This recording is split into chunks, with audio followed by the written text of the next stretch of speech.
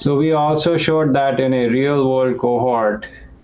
tandem transplant without the use of maintenance therapy significantly improved time to next therapy after forced relapse and overall survival compared to single transplant with maintenance therapy in newly diagnosed multiple myeloma patients.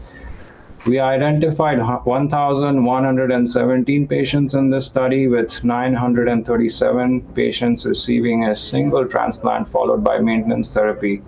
and 180 patients received tandem transplant without any maintenance therapy.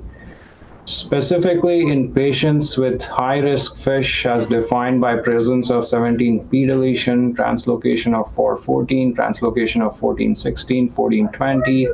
and gain of 1q, time to next therapy following relapse was significantly longer with the tandem approach at 34 months compared with only 12 months with the single transplant followed by maintenance approach.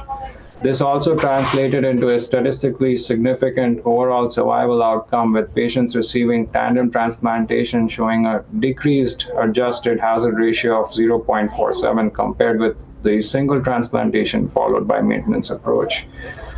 So these results provide strong real-world evidence supporting the use of tandem transplant eligible high-risk newly diagnosed myeloma patients. And these findings are also consistent with the STAMINA trial demonstrating benefit of tandem transplant in this high-risk population,